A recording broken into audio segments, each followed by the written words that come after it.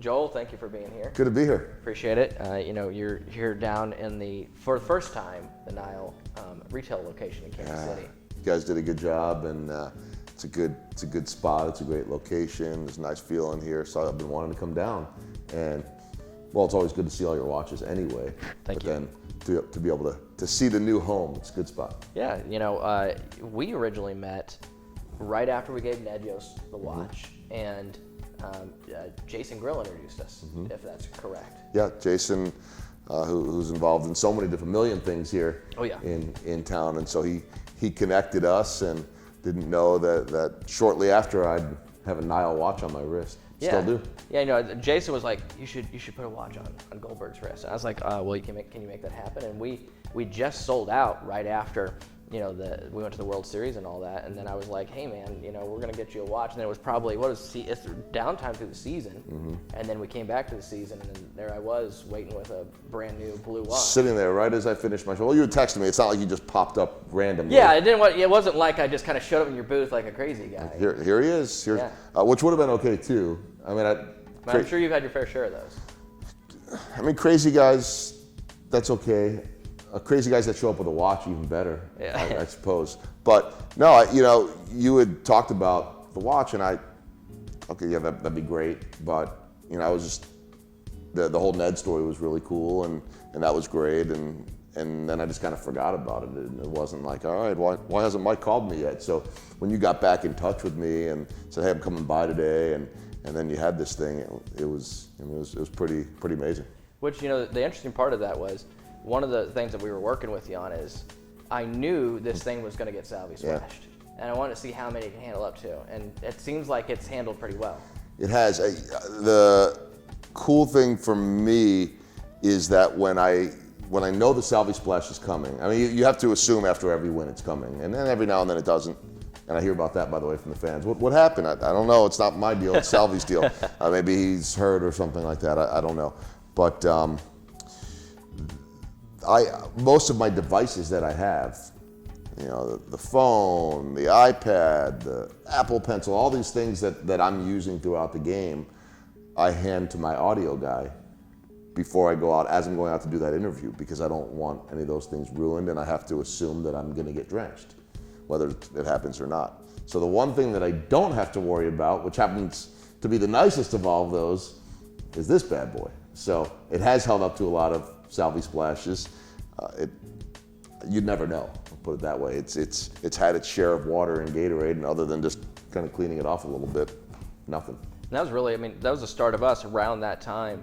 Yeah. We went into this season, and then we just opened our store, and the 1 Series became a huge hit, and that's right around the time we developed the GMT. And it was a magical time, like post World Series win, going into the next year. And what's it like for you?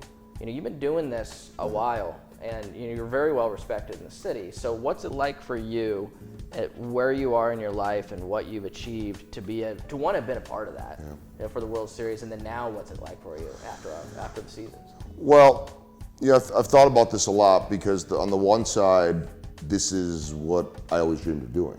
And I think when you're a kid, you don't sit there and say, one day when I'm all grown up, I want to be the host of Royals Live and the Salvie Splash. Of course, didn't know what any of those things would be. I just knew that I wanted to be a broadcaster, an announcer.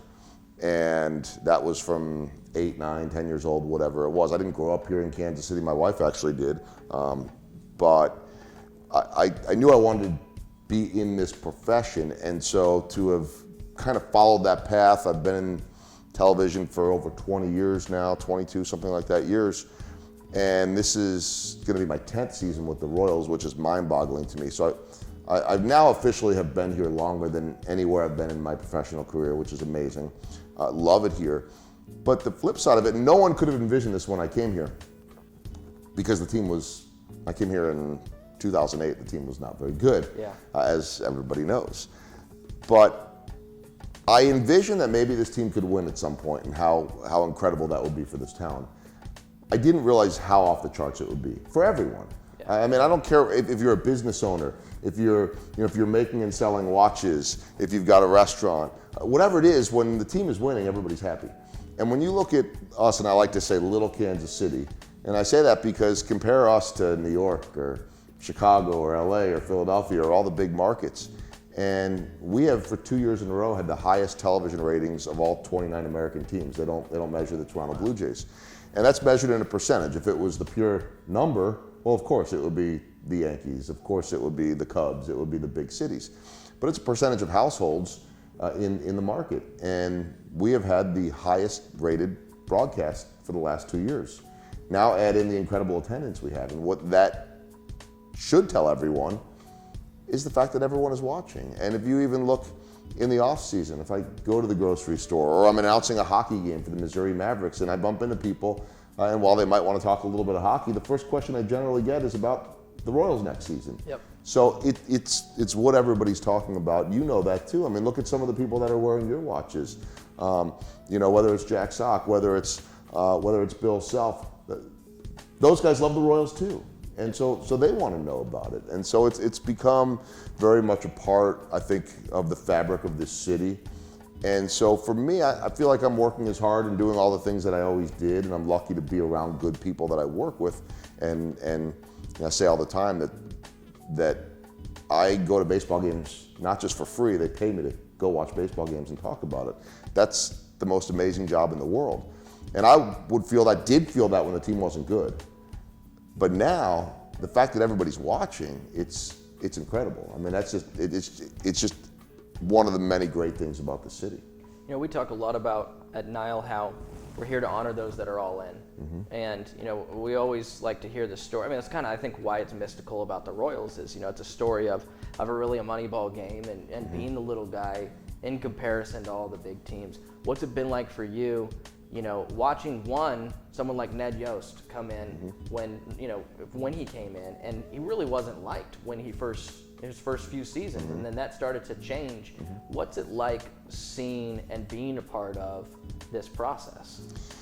For me, I think to me the coolest part about it is watching these guys grow up, and so this might be more of what Ned Yost would say, because to me, and Ned's done an incredible job, but managers come and go, players come and go, but Ned's a better manager now than he was when he got here. Ned's got to, I'm sure, be a smarter guy. I mean, this is the all-time winningest manager in Royals history, and his experience here has been different than what it was in Milwaukee. And it didn't start off great here either.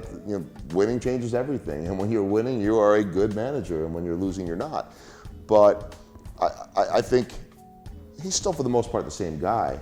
But I look at these players, and this is maybe more nostalgic for me, but I remember the day that they drafted Eric Hosmer. I remember the day that he came in here for his press conference, and on, and Mike Moustakas, and I remember talking to Salvador Perez one of the first times in spring training when he was probably 19 or 20 years old, absolutely petrified about having to do this interview in English, and he really didn't know how to do it or what to do. And I remember Danny Duffy, as a kid that had walked away from baseball. And so now I've watched these guys. I remember Alex Gordon when I got here, who was really now the only player left that was on the roster when I got here. And these men now are married, they have kids, they've been all-stars, they are legends in the city. So I think to me the biggest thing, I feel like I'm the same guy, and they're the same people too, but I feel like I'm still doing the same job that I was. But the difference is that players that were once rookies and players that were once trying to find their way are now adults that have families, and they've been to all-star games and they've won championships, and they're veterans as opposed to the rookies. So I think just to see that transformation of guys that were 18 or came here at 21, 22, 23 years old that are now 28, 30 years old it makes you, there's I suppose a little bit of the side of that of what a parent would feel, and I've got kids that are a little bit younger than that, but just to kind of watch them grow up, which I think all fans here have done too, but to be behind the scenes and watch them grow up, and to watch someone like a Danny Duffy go from, walking away from baseball and knowing that he was a good talent to just being an absolute stud and knowing how to handle it. That's pretty cool to watch and be along for that ride. I remember Bill Self at a speech one time talked about one of his favorite things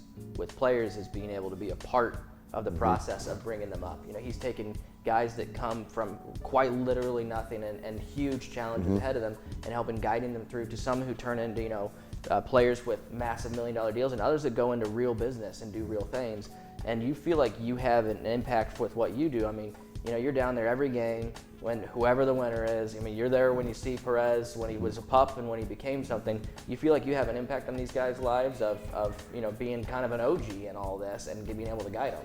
I hope so. I mean, I think that, different certainly from Bill in the sense that one, Bill's dealing with college kids, and he really is needing to turn them from boys to men pretty quickly, especially at the level of basketball that they're playing and life and the demands that are on them. I may be different in this. One, I'm not a coach. I'm not in the locker room at every single moment. But I really like to have a distance from these players too. Meaning, part of it's getting older, but I want to do everything I can to have their trust and get to know them, because I believe that when they trust me and I know the little things about them, what makes them tick, and personality, and who you can joke with, and who's dead serious, and all those type of things, it makes for a better interview. Yep. And to me, the best compliment I can get, and sometimes you get it and sometimes you don't, is, hey, that was a fun interview, or the guys seem really comfortable around you. And that's really my job. And so, but then they go their way and I go my way. I don't go to lunch or dinner with these guys. I'm not hanging out with them. We might cross paths on the road and maybe you sit down and that type of thing. But they see me every day. And I don't need them to run the other way every time they see me. Yep. It's a long season. And I don't even know if they understand that that's my approach to things. But I think it's successful for the most part. Build that trust, but then don't take advantage of it. And then, at the end, find little ways to touch base with guys. I mean, Gerard Dyson just got traded.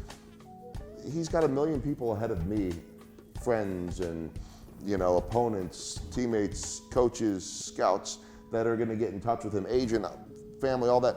So when all those die down, then I'm going to jump in with a text and say, hey man, it was great being around you every day. Thoroughly enjoyed it. Can't wait to see you again soon. You never know when you're going to cross paths. And you get back to kind of watching this process. Gerard Dyson's a guy that was a 50th round pick. I watched him come in as a rookie, and he leaves this town. And I might have even taken it for granted how much people loved him here. Yep. And I am much more, maybe like the players and like staff, that this is a business. So I don't really get too emotional about things. It's just, okay, the next guys will come in and we'll love the next guys too, and if they perform. But it reminded me as I watched the way this town responded to that trade that, people, they become very attached to these players, especially the personalities like a Gerard Dyson. And I hope I have a small part of that, of being able to bring out that personality. Ultimately, it's up to the player, the athlete, if they want to show that or not, and how they're going to respond to it. But that's kind of where I'm at with things, and I sent him a text the other day about it, just good luck, and then when we play Seattle, I'll look forward to it and hopefully do a great interview, and people will get a chance to hear from him again. So of all the things, this is the last question for you, of all the things that you've been through in the past 10 years, the challenges of yourself as well as with everyone else, what's the thing you walk out of if you had to retire this year? What's the thing you'd walk out of as something you really took away from all that you learned in your own life and that you could express to other people?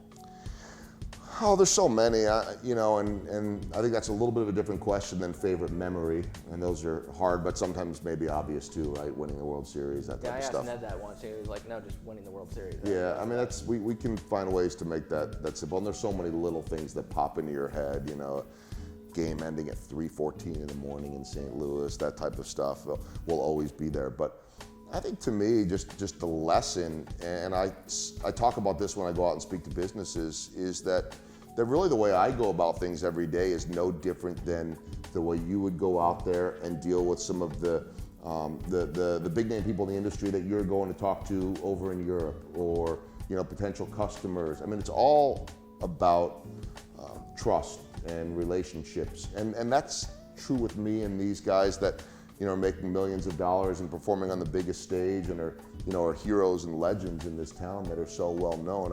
It's still all about building those relationships, and then in my case passing those on to fans. And so I think to me that's something I've learned how to do really in my time here. I mean, I've been in the business 10 or so plus years before I got here, different type of roles in television news and all of that, and it didn't really click. And I don't know that there are a couple defining moments, but it didn't fully click until I got here. And I think that's my biggest takeaway, is the fact that if I did retire today, I feel really good about where I've taken it. At the same time, I think about how far I still can take it. And so, it's hopefully, and winning or losing, to me, I'm gonna do this job the same. Winning's definitely more fun. And so I hope that they keep on winning year in and year out. But if they're bad years too, I still get back to saying that somebody is actually paying me to go to a baseball game, and I'm going to try to make it as fun as I can. Well, I appreciate you coming down here, and we've got some new watches I got to be showing you. So yes. We'll spend some time doing that. But if this year, when does the season start coming in 17? Yeah, April 3rd. I think we start in Minnesota. How will this hold up in the frigid opening day weather of Minneapolis? Well, I think if it can handle the Salvi splashes, I think okay. it can handle that too. I don't want the Salvi splash on opening day. I'll have a parka for that one, I assume. And then I think it's April 10th that they'll have their home opener here. And in between an off season, you're doing stuff for the Mavericks. Yeah, doing some Mavericks, some UMKC basketball, and then playing dad, which is the best role of all. So it's a different kind of busy. It's still busy every day. It's just not the 24/7 sprint that baseball is. Well, thank you so much for coming here, and obviously being a big supporter of the brand, and going out there and testing this thing in the world. So we appreciate everything you've done, and thanks for coming on Niall Conversations. Yeah, thanks for having me, Mike. More Salvi splashes and Gatorade bucket dumps and all that for this guy. We'll try to put a montage together. It should not be difficult. Well, thanks again. Appreciate it. Thanks, Mike. Okay. Thanks.